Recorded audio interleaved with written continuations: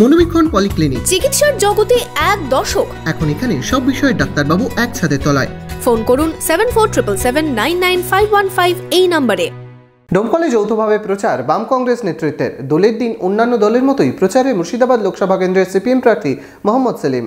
উৎসবের মরশুমে বস্ত্র প্রতিষ্ঠান কাভেরি নিয়ে এলো শাড়িতে buy two get one free. এছাড়াও থাকবে কেনাকাটায় গোল্ড কয়েন অফার এবং নিশ্চিত উপহার। তাই সঠিক দামে ভালো মানের কালেকশন পেতে আজই চলে আসুন কাভেরিতে।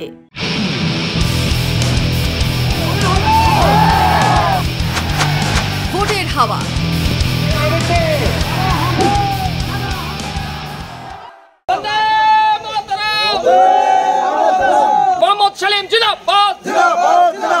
সোমবার ডোমকলের জিতপুর গ্রামে বাম কংগ্রেসের যৌথভাবে প্রচার। মুর্শিদাবাদ লোকসভা কেন্দ্রের বাম প্রার্থী মোহাম্মদ সেলিমকে দেওয়া হয় সংবর্ধনা। উপস্থিত ছিলেন আর কংগ্রেস নেতৃত্ব এবং সিপিআইএম মুর্শিদাবাদ জেলা কমিটির সম্পাদক জামির মোল্লা। 23 মার্চ বামেদের তরফ থেকে ঘোষণা করা হয় দ্বিতীয় দফার প্রার্থী তালিকা। ঘোষণা করা হয় 4টি কেন্দ্রের প্রার্থী তালিকা।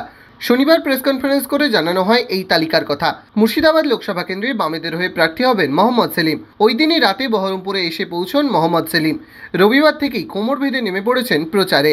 এর আগে যদিও ইনসাফ যাত্রার মধ্য দিয়ে বারবার জনসংযোগ করতে দেখা যায় ওনাকে। ইতিমধ্যেই প্রচার শুরু করে দিয়েছেন মুর্শিদাবাদ লোকসভা কেন্দ্রের বাকি 3 প্রার্থী। তৃণমূলের প্রার্থী আবু তাহের খান, বিজেপির গৌরীশঙ্কর ঘোষ এবং আইএসএফের হাবিব শেখ।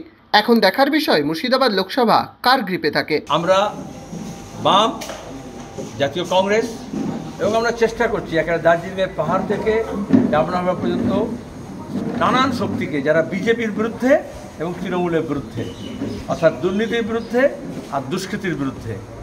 এসব অঞ্চলে অনেক দুষ্কৃতির আক্রমণের শিকার হয়েছেন আপনারা, অনেক মিথ্যা মামলা হয়েছে, অনেক হামলা হয়েছে। তার মধ্যে দাঁড়িয়েও যারা টিকে আছে সেই শক্তিকে নিয়ে আমরা সমাবেশ করছি।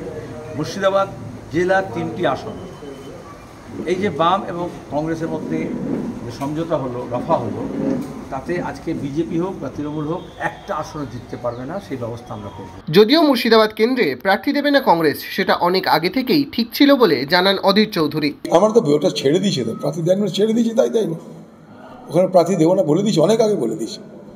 যে কাগজ, যে খবর ঠোঙা হয়ে গেছে সেই খবর নিয়ে আমাকে নতুন করে বলিয়ে কি লাভ। অনেক আগে বলে দিয়েছি মুর্শিদাবাদ প্রার্থী দেবো না।